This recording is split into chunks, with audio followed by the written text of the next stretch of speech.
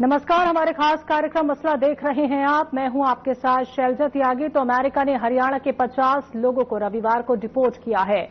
इन लोगों ने अमेरिका जाने के लिए अपनी जमीनें बेच दी, घर गिरवी रख दिए और बेहतर जिंदगी का वादा करने वाले एजेंटों पर भरोसा किया। हालांकि वो अवैध प्रवासियों पर अमेरिकी कार्रवाई में फंस गए। तो हरियाणा के अधिकारियों के अनुसार डिपोर्ट किए गए लोगों में से 16 करनाल, 14 कैथल, 5 कुरुक्षेत्र और 1 पानीपत से है। उन्होंने बताया कि ये सभी लोग अमेरिका जाने के लिए डंकी रूट से गए थे और कुछ ने वहां सालों बिताए थे, तो कुछ ने कुछ ही महीने। तो डिपोर्ट होने से पहले कई लोग जेल भी गए थे। पहले भी अमेरिका से लोगों को हथकड़ियां लगाकर भारत भेजा गया है। तो लेकिन सवाल यही बना हुआ है कि आखिर क्यों इतना पैसा लगाकर भी ये लोग बिना वीजा के डंकी रूट से विदेश जाते हैं, और आखिर क्यों जो एजेंट्स इन्हें डंकी रूट से भेजते हैं उन पर सख्त कार्रवाई नहीं होती।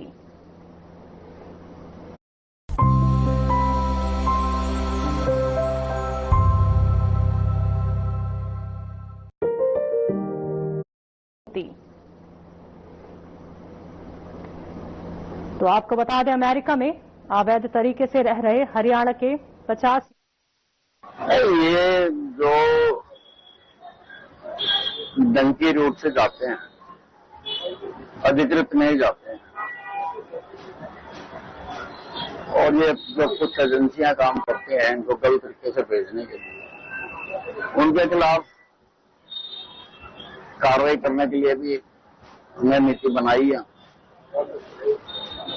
और अमेरिका को भी अगर डिपोर्ट कर रहे हैं तो अच्छी तरह से मानवीयता से डिपोर्ट करना है। जैसे भी गए हैं है तो इंसान, उनके ह्यूमन राइट्स तो हैं ही।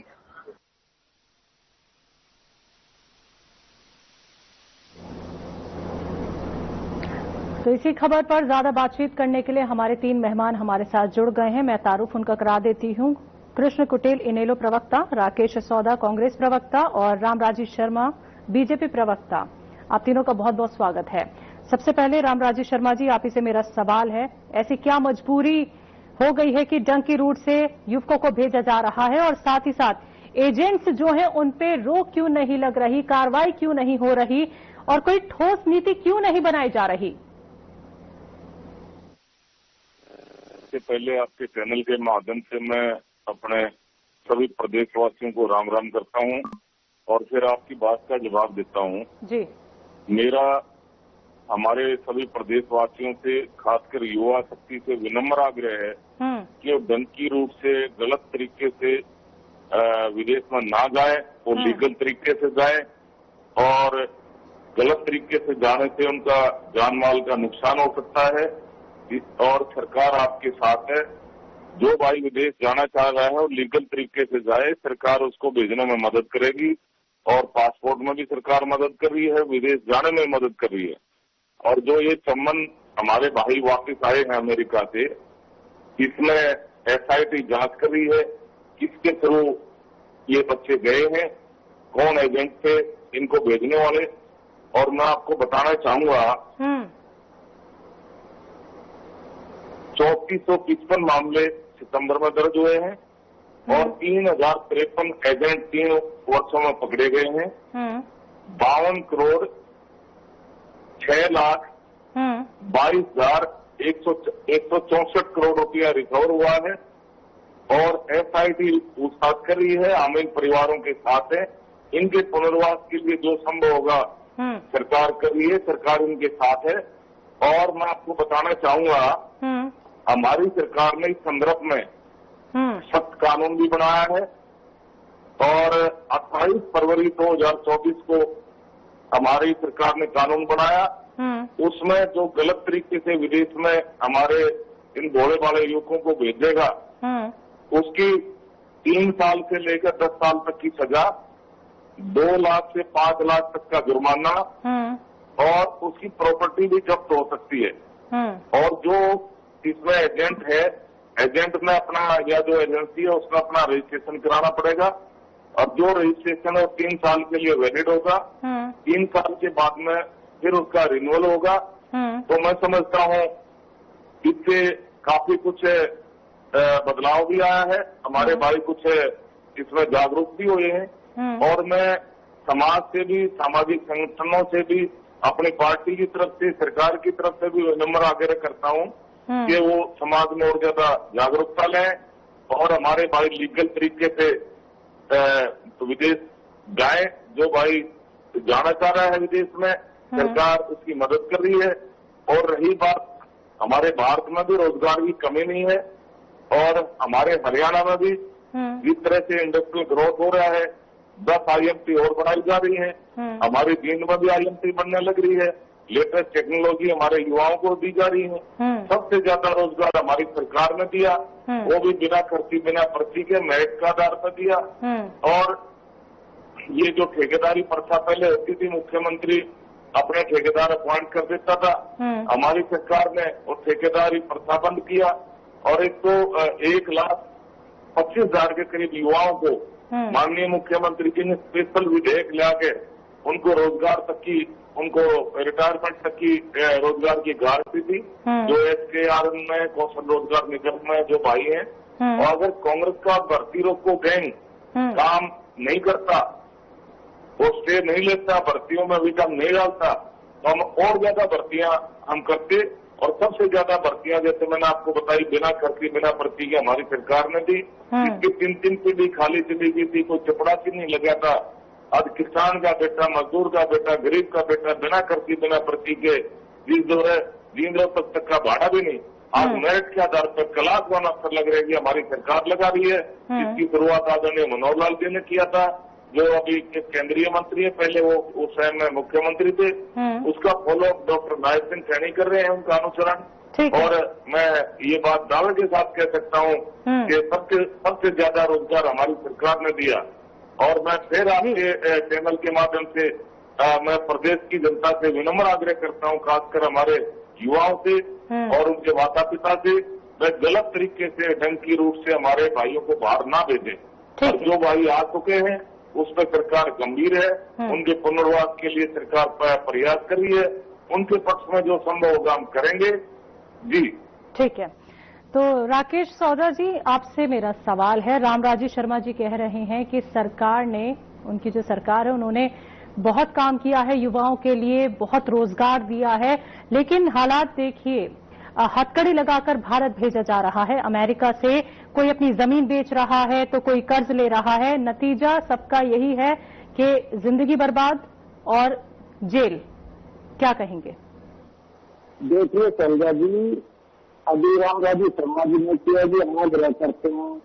देखिए, हम मानते हैं कि ये गलत तरीका है। हमारे युवाओं को ऐसा नहीं जाना चाहिए, अपना फाइनेंशियल नुकसान नहीं करना चाहिए। लेकिन ये करने की नौबत आती क्या है? अभी ये आग्रह कर रहे हैं, आग्रह तो कर रहे हैं, लेकिन काम कब करेंगे? हम इनके आंकड़े जो खिलाफ थोड़े से आंकड़े आपको बताना चाहेंगे। Centre for monitoring Indian economy CMIE के अनुसार 2024 तक 35.4% बेरोजगारी हरियाणा के अंदर है। इससे आप दूसरे तरीके से समझेंगे, MPI मल्टीपल पॉवर्टी इंडेक्स से समझिए आप, 10वें स्थान पर हरियाणा का नंबर आता है। पंजाब भी पहुंच चुके हैं। हरियाणा का हालात पंजाब से कितने मतलब डबल बदतर है। दूसरा, इनका डिपार्टमेंट देश का जो बड़ा आयोग है, नीति आयोग से रोड के स्वास्थ्य सूचकांक में 2025 में 18 में से 13वें स्थान पर हरियाणा का स्थान आता है। अब देश की दुश्मन इंडेक्स का तो आपको पता है, पूरे देश को पता है, 127 तो 5वां स्थान बात जाए।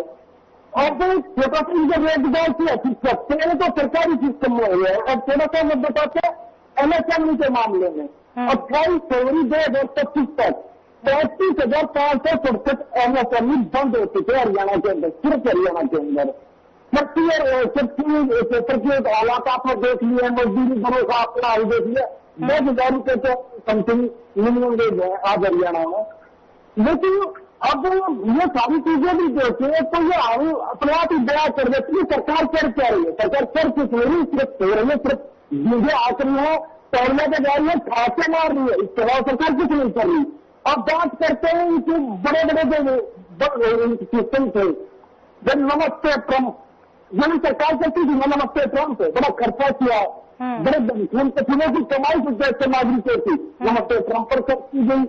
भारतीय जनता पार्टी के लोगों ने बड़े बड़े हवाले किए, माइक ट्रेंच दिया, हल्दी ट्रेंच दिया, लेकिन वहां का इतना बड़ा जनता बता कि आज हमारे देश के नागरिक ट्रेन से बंद कर, जंजीरों से बंद कर देश में रात में चले रहते हैं। आपको पता होगा चलने की रात को छोड़कर इधर जहां जाओ तो वापिस चला गया, वो हालात जैसा कर दिए है और देश के अन्य तरह से इन्होंने लाठी लगाने का काम इन लोगों ने कर दिया है। अभी इसकी जांच करते हुए एजेंट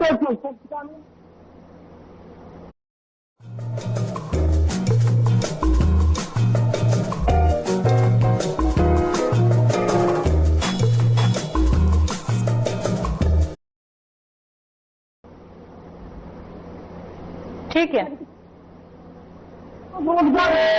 है, ठीक है। इनेलो से कृष्ण कुटेल जी हैं, उनसे मेरा सवाल है सर, जब हरियाणा जैसे संपन्न राज्य के युवा अगर अवैध रास्ते से ऐसे जाने को मजबूर हैं, तो इसका जिम्मेदार कौन है? देखिए, इसका जो जिम्मेवार है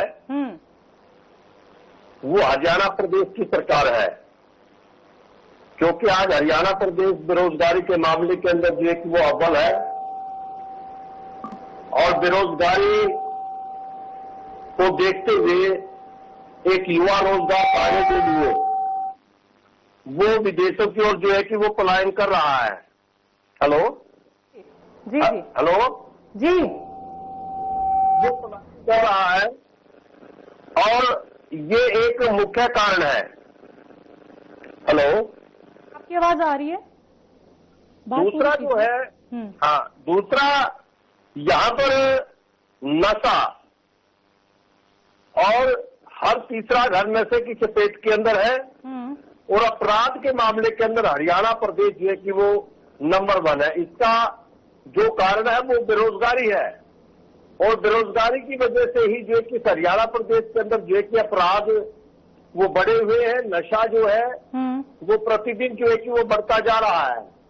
और रही बात जो बच्चे हमारे विदेश से डिबोट हुए हैं, अब वो रोजगार प्राप्त करने के लिए जो है कि वो गलत तरीके से जो है कि वो जाते। दूसरा जो है वो जाते उनकी सहमति से जो है कि करके वहां पर जो है कि डोंकी के माध्यम से जाते हैं। कोई एजेंट जो है कि इनको जो है कि फोर्स नहीं करता। दूसरा, सरकार क्या कर रही है, सरकार अननेसेसरी जो है यहाँ पर जो लोग हैं और जिनके माध्यम से जो है कि लोग वहां पर जा रहे हैं उनको तंग करने का काम करती है। एक तो हमारा बच्चे के ऊपर मार पड़ रही है जो बेरोजगारी को लेकर के जो तंग है और रोजगार प्राप्त करने के लिए जो है कि विदेशों के अंदर जा रहा है। दूसरा जो है कि जो विदेशों से जो है कि हथकड़ी लग करके जो है कि हमारे भारत देश के अंदर जो है वो भेजने का काम करते हैं, तो लेकिन हमारी सरकार जो है कि कमजोर है, कोई ठोस कदम जो है कि उठाने का काम नहीं करती, और ना ही जो है कि सरकार की कोई किसी प्रकार की जवाबदेही है। कहते कि हमने इतने मामले दर्ज कर लिए, ये कर लिया, और जो है कि अपने जो है कि वाहवाही करने के लिए जो है कि ये गिनाने का काम करते कि हमने जो है कि रोजगार देने का काम किया है। आज हरियाणा प्रदेश के अंदर जो कौशल सिस्टम है और जो कौशल के द्वारा जो ये नौकरी देने का काम करते हैं, और कौशल का जो पोर्टल सिस्टम है, और पोर्टल सिस्टम ये तभी खोलते हैं जब इनका आरएसएस का व्यक्ति जो है उसके अंदर जो है कि अप्लाई करने का काम करता है। बहुत से ऐसे केस है कि इन्होंने डायरेक्ट जो है कि आरएसएस के व्यक्तियों को जो है कि वो भर्ती करने का काम किया है। दूसरा जो है कि आज जो है कि हरियाणा प्रदेश की जो जनता है, चाहे देश की जनता प्रदेश की है, तो इन्होंने इतना तंग कर दिया है, इतना तंग कर दिया है कि लोग जो है कि सुसाइड करने के लिए जो मजबूर, आपने पीछे देखा होगा वाई पूर्ण कुमार के द्वारा यहाँ पर जो है कि सुसाइड किया गया। दूसरा, संदीप लाटा के द्वारा यहाँ पर सुसाइड किया गया। इस पर भी बहस होनी चाहिए थी कि आज हरियाणा प्रदेश के अंदर अपराध क्यों बढ़ रहे हैं। दूसरा जो है, इस चर्चा को आगे बढ़ाएंगे और रामराजी शर्मा जी से आपके जो तीखे सवाल है उनका जवाब भी ले लेंगे। वक्त है एक छोटे से ब्रेक का।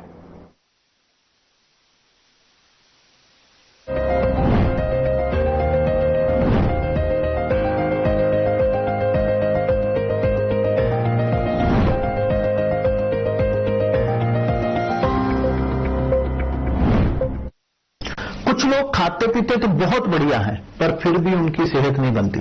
पिचके हुए गाल हैं, हड्डियां निकली हुई हैं, पैंटें ढीली हैं, कपड़े जचते नहीं, कोई पर्सनैलिटी नहीं। ऐसे लगता है इधर से खाए जा रहे हैं, उधर से निकले जा रहा है, क्योंकि उनका पाचन तंत्र खराब है। और जब तक के पाचन तंत्र दुरुस्त नहीं होगा, वो जितना मर्जी अच्छे से अच्छा खा ले, उनकी सेहत नहीं बन सकती। इसलिए हमारी संस्था सन्यासी आयुर्वेदा ने एक ऐसी दवा का निर्माण किया है जो कि आपके लिवर को, आपके पाचन तंत्र को दुरुस्त करने का काम करती है, ताकि आप जो भी खाएं उसका पूरे का पूरा निचोड़ आपके शरीर को लगे, आपकी भूख बढ़े, खाया पिया सही से लगे, नया खून बने, हड्डियों में जान आए, वजन बढ़े और आप मोटे तगड़े खूबसूरत पर्सनैलिटी के मालिक बन जाएं। सिर्फ 655 रुपए की पूरे 1 महीने की दवा होती है और आप इसे घर बैठे 01145454545 पर फोन करके दवा मंगवा सकते हैं। चुलबुलापन जिसकी हर बात में खुल जाए, मेरी जैसी मेरी अपनी पताका। पताका चाय, गजब का स्वाद।